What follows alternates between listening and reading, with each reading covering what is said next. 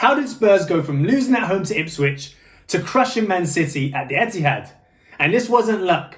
This was a tactical masterpiece by Spurs and Ange-ball at its finest. In this video, I'll be breaking down the secrets of Ange-ball that left Guardiola scratching his head, how Spurs dismantled Man City's press, and the masterclass from James Maddison, who controlled the game from start to finish. It's one of the biggest shocks of the season, and Ange Postecoglou Spurs didn't just beat Man City.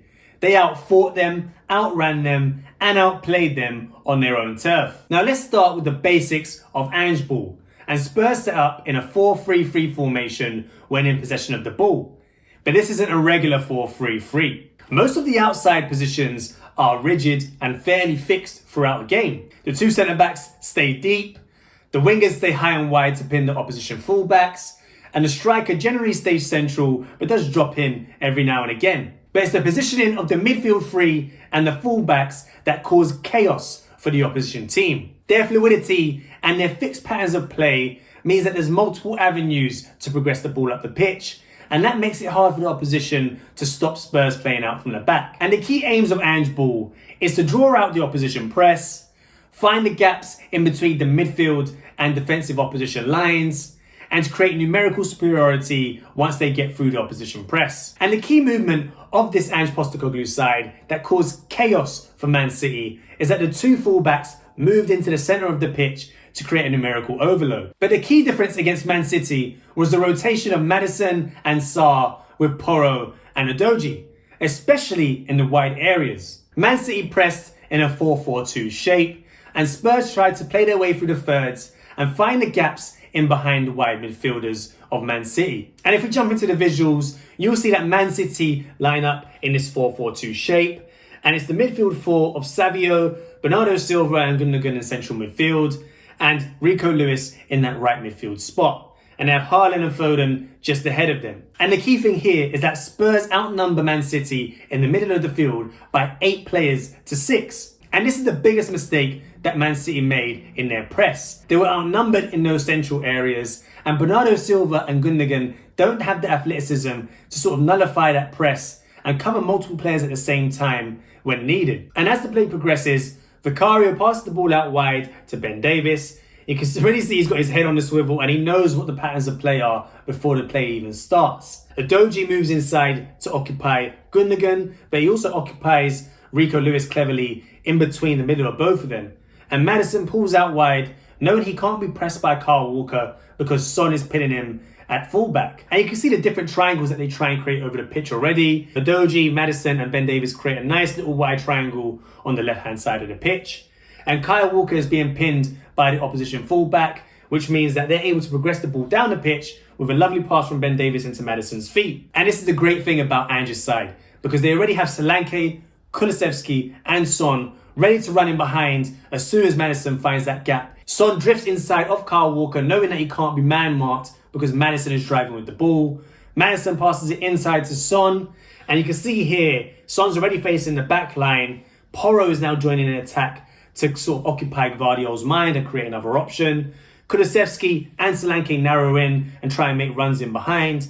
And Son finds a lovely little sort of reverse pass into Solanke's feet, and he's able to have a shot on goal. And Spurs did this time and time again without any adaptation from Man City in their press. They outnumbered the central areas with the aim of progressing the ball down either channel. And they focused specifically down the left-hand side channel. And if you see from the graphic, they attempted to play down that side 51% of the time. And before we deep dive into Maddison's brilliance and the role he played in controlling the game against Man City, make sure to like and subscribe and leave a comment with your favourite part of this video or any other teams that you want me to analyse. Now, if you remember Maddison's role at Leicester City before he was bought by Spurs, he was playing as a pure number 10 ahead of a double pivot. But Ange Postecoglou has used Maddison's off-ball movement, his composure on the ball, and his technical ability to make him a roaming playmaker. He gets involved in the build-up deep alongside the centre-backs, all the way through to the attacking third where he's making late runs into the box. And if we jump into the visual from the game, you'll see Maddison putting out to this left back spot to gain a bit more space and time on the ball. And this pattern of play happened numerous times. Remember, their aim is to find the gaps in between the midfield and defensive line, and then have that numerical superiority against the defensive line once they get through. And in this case, you can see the likes of Son, Udogie, Solanke and Kulusevski all pinning that Man City back line. And Udogie makes a lovely little run in behind, and at the same time Solanke drops deep. And as Solanke drops deep, Maddison plays a lovely little ball through the lines and is able to turn, face the opposition back line, and you have the likes of Son running in behind, Udogie occupying centre backs, and Kulusevski that will support play on the other side. And that's because Maddison has that lovely ability on the ball to play accurate passes through the thirds and create dangerous opportunities for his team. And again, in the next visual, you'll see the reason why he uses Maddison. You know, if you had the likes of Udogie or Porro in these situations, they're not able to do what he does here. You can see he picks up the ball again in that left back spot where he has a bit more time and space. Rico Lewis attempts to press him on the ball, but he just has that comfort, under pressure. And he shrugs off Lewis, moves inside, and that's where he plays a lovely little pass through the lines in between Haaland and Foden into Basuma's feet. Once he plays that ball into Basuma, he's able to turn, and Udogie has that lovely position that the fullbacks take up in this Spurs team, just in behind the midfield line, trying to find that option through the lines. And Basuma plays a nice little crisp pass into Udogie's feet, and they're able to turn. And again, they're finding that gap in between the midfield and defensive line, and they're able to turn and attack the opposition. And you'll see it will be Son, Solanke, Sarr, Kulusevski all running at that back line, creating different options off the ball. And if you look at Spurs' average positions from the game, you can see it looks like a normal 4-3-3. And that's why you have to jump into the footage from the game to see the kind of chaos they were causing Man City. And if you think back to that left side bias, 51% of the time they were going through that left-hand side channel. You can see that it's all down Maddison's side. Look how thin those pass connection lines are on the right-hand side.